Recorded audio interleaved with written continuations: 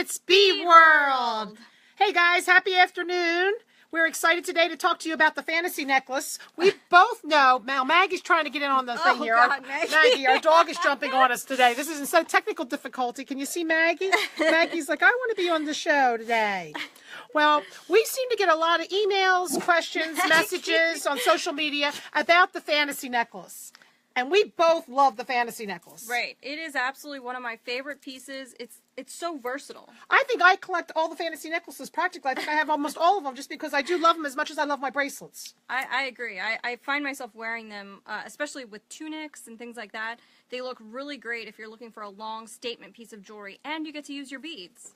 So today we're going to go over the basics on the fantasy necklace today, and in a future show we're going to go over some of the more fun, artsier, different ways that you can do a fantasy necklace. Funky ways. That's right. So our fantasy necklaces, I guess the first thing, what do you want to talk about?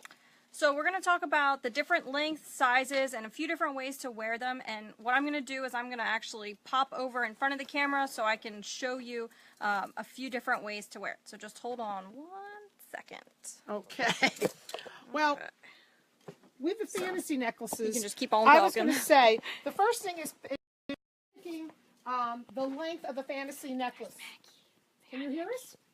Okay, I hope you can still hear us here. But anyway, the first thing we're going to talk about is picking the length of the fantasy necklace. A lot of times people think they want to go with the shortest length. Now, the stone necklaces actually have 7 different lengths.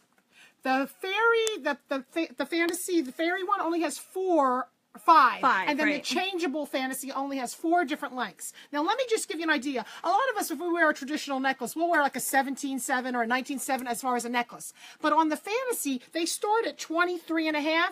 And I just want to show you, because when I think of a 23 regular necklace, that's a good length necklace. But look how small it is on a fantasy. If you've got a big head like I do, you can barely get it on your head before, and you don't even have any beads on it yet to get it over. Now, I could get it over my head, but I'm not going to be able to put any beads and have any fun with the fantasy necklace. So I really don't recommend the smallest necklaces. Now, listen, I know, listen, like, what's your favorite length on a fantasy necklace? So I typically wear either a 35 or a 39. I'm just going to show you a few different things that we've got shown here. So the 39 I really like because I can use it to split, and I can also wear it straight. So it just depends on, you know, what I'm wearing. It really fits all those needs. It does. You know, it depends on the person too, because I have some people that say, Micha, I am literally just going to drop some beads on and put it over my head, and that's all I want to be able to do with it. Then, of course, if that's all you want to do with it, then you can get a shorter length. But for myself too, I like to sell the 39, the 43, or the 47. Right.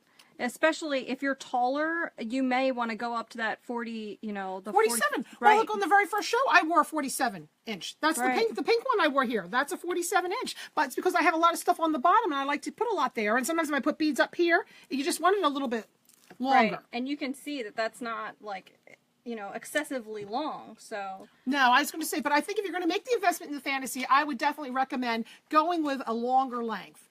And it's just a minimal price difference. It's well worth it. Right. Now, with the fantasies, there's a lot of different fantasies now from when we first started. I remember when I first started with Troll, we only had the white pearl. Right. And that's still, for us at the beach, is still our best seller down here. Right. It reminds you of a nice day on the beach. Absolutely. So we have all different styles. Now, Alyssa's showing you some of the different stones. We have we have 7 different styles in the oxidized, and we'll talk about the oxidized chain in a little bit here. But in that, we have the regular pearl. Okay. We have the malachite. Yep, that's pretty We have the rosa pearl, which is very pretty. One of my favorites, the pink pearl. The black onyx. We're going to skip over this one. We should have an amethyst one over here. Yep, we got the amethyst right over here on the side. And we have actually a changeable one. Right. Okay, that you can change the bottom on. And you'll see here we just happened to throw a little ring. We changed it up a little even more. Right, and that's actually the Aphrodite ring. So yes. It's really pretty. So on that, and then if maybe you have some occasions where you really want a shiny piece, like I have both. I have the shiny fantasy.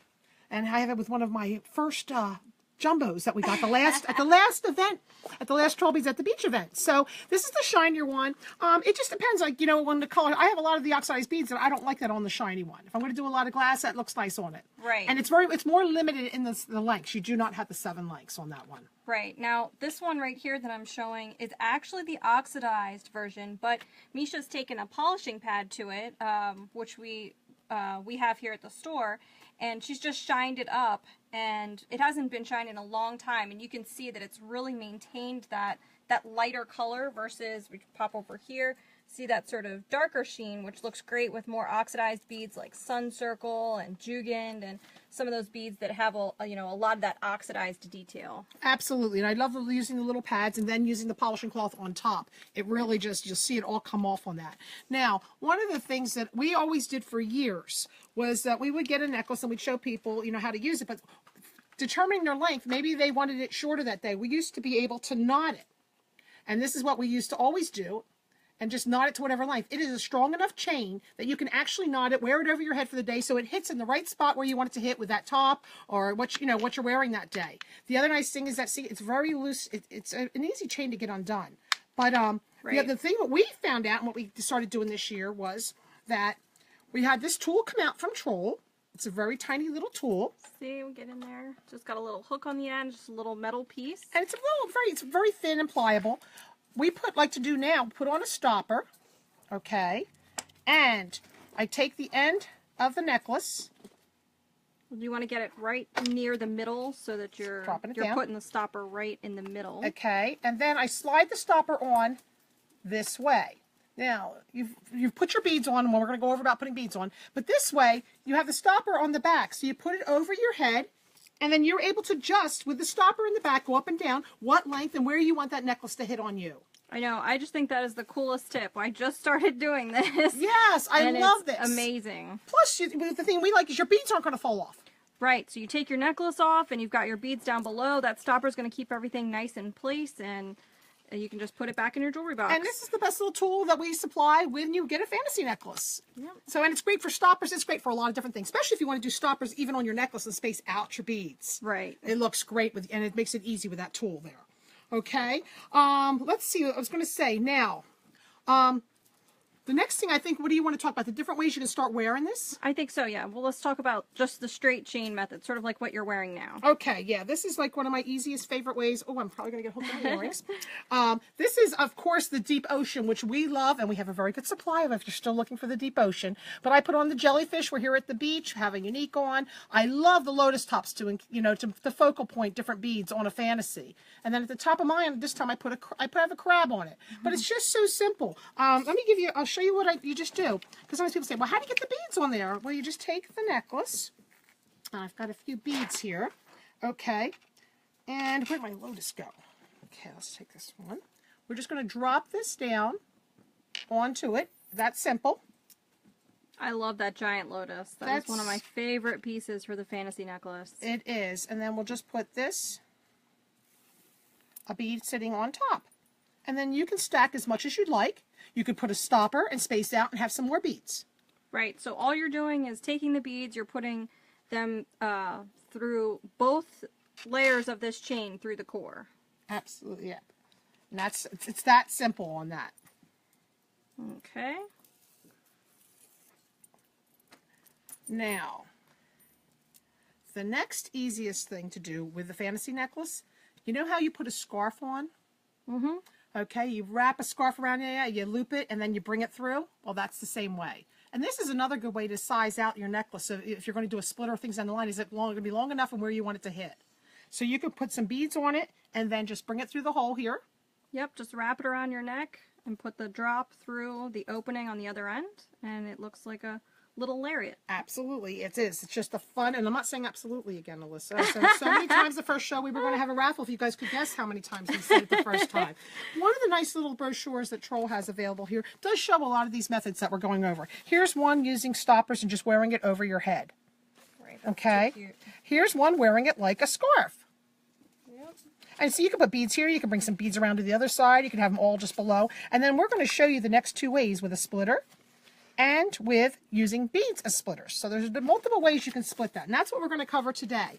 I was going to say, and on our website, I know we've got information about wearing the fantasy. Yes, we do. The splitter is one of the more, complicated methods. It's not very complicated once you see the demonstration, but we've got a step-by-step tutorial on bloomingboutiquebeads.com that you can reference after the video.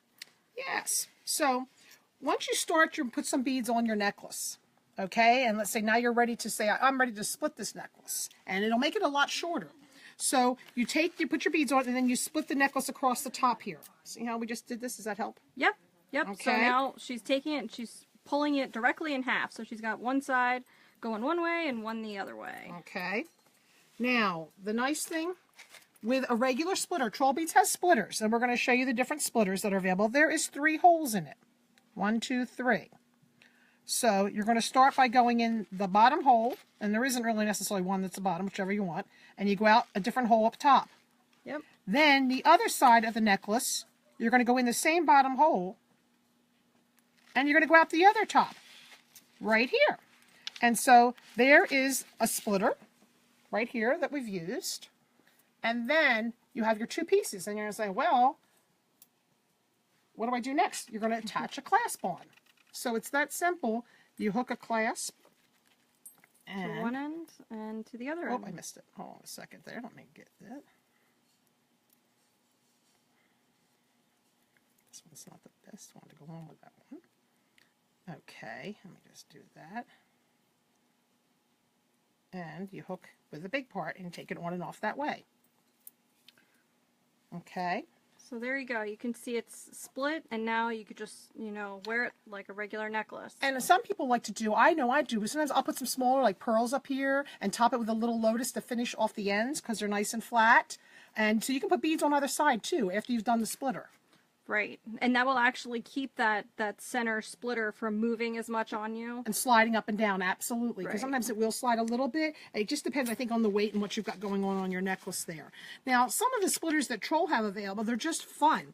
Like the rose that we just did, the elderflower. Now, the butterfly is great in that it could be a splitter, or you could literally just have it as a bead going in the right direction. You know, as just a cool butterfly on your necklace. And that is the only thing you ever have to sometimes consider when using a fantasy. Will that bead, like I've seen people try to do like teddy bears and things going sideways on a fantasy. Not all beads, you know, are perfect for a fantasy necklace. Right. But then also a lot of these pendants can be used on other pieces of jewelry. Absolutely. Like right here you can see we've got some pendants that would look great on necklaces, but they're on bangles. So you want to think about that when you're getting You can use splitters. all the, I was going to say, we use these all different ways. I mean, I love wearing the hydrangea flower on my bangle. Oh yeah, that's an absolutely So, and I love the little elf and the crystal, the retired crystals triangles. One side it's got 3, and on the other side it's got 1. So if you need to bling out and dress up an outfit, I know when we went to the Trollbeads Academy Awards in Las Vegas, we wore that with our fantasy necklaces. We actually wore the necklace down. One of my employees wore it down her back because she had an open back dress. And that just pops some color, some bling. And if you like bling, it's a great piece to use even on a regular bracelet. Right. It really is. Now, the fantasy butterfly, don't you even have that on your ring? Yes, I do. So, and there it is with that beautiful purple waters. I know. I can't wait for Troll beads at the beach. Now, the other neat thing is, you know, Troll has so many different beads that can be used in multiple fashions. And one of the things, 2 of the easy examples that I like to use as splitters, and you might already have that in your beads, is the zucchini flower. Because see how they've got holes all around the sides? Right, it's a super easy bead, you know, and it's also sort of a more affordable price point as well, which is nice. And absolutely, and I love the frames as a splitter. I'll bring it up the middle and split out the 2 frames. Also, you know, the new double bow, I absolutely love that one because that's even easier than the beads with 3 holes because it only has 2 holes and you just split it, you know, easy peasy. Absolutely, you know, that looks real. I mean, it's just a nice. It is. I mean, the fantasy necklace is just a great piece, and you can do a lot of different things with it. And just with Troll, a lot of these pieces, you might have some of these pendants, they have holes going 2 directions. So if you want to use it on the fantasy, you can use it on the fantasy, like the cross. You can drop it in. I've done it with a pearl. Then I've had somebody put it on a leather bracelet, go in the other direction. Right. You know, and the same with the Tree of Awareness. It's got double set of holes on that. So that's the nice thing with that. And I've even seen, this is one of my favorites, and we have it on one of the amethysts, I think, over here. Yep. But I've seen somebody do it on a bracelet. This one they've put on the bracelet pendant. and hook the lock right on this. Yeah. So let's see if you didn't want to use a splitter, but you wanted that same split effect. Can you use 2 beads? Yes, you can. Now we're going to do, for today's demonstration purposes, I thought I had pearls here, but maybe I don't. They just dropped down into your tray. Oh, okay, thank you. Oh, there they are. They rolled. Okay, so instead of doing the splitter,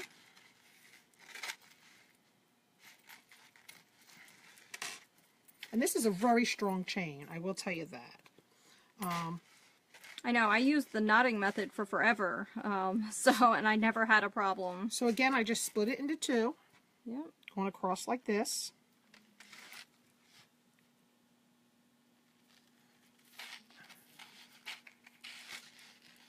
Oh, I forgot some of the other ways we haven't done in a while. We'll have to do on our next show.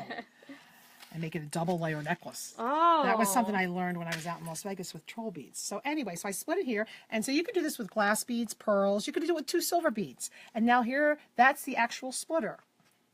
Right, so all she did was slip 2 beads down, 1 down either side. And you get that same split effect. You would just put your lock on and you're ready to go. Okay. So I think we've given you the basics today that we want to give you for today on fantasy necklaces. I think so, and definitely stay tuned for the next episode. We're going to go over some funkier ways to wear it, but we just wanted you all to get your fantasy necklaces out of your jewelry boxes and start thinking about all the different ways to wear that. And boy, I think purple waters will just look stunning on there with amethyst. With the amethyst necklace. Oh yeah, it's gonna look great. I do, and I will tell you, Trollbeads at the Beach, our tickets are going fast, actually. Right. Usually spring, and that's just so you guys know, if you've been to our events before, spring is always a little bit lighter, and it's nicer, a little bit more room, a little bit more manageable than our fall event. Right, so if you haven't gotten your tickets yet, definitely go ahead and do that. So let's see if we can get Maggie to come say goodbye. Come here, Maggie. Maggie. Here she is. Say goodbye, Maggie. Bye, Mags. Oh, look, she's going to come around. Left us. So anyway, well, thank you guys for coming in to Bead World today, and look for our next episode. Have a good weekend. Thank you.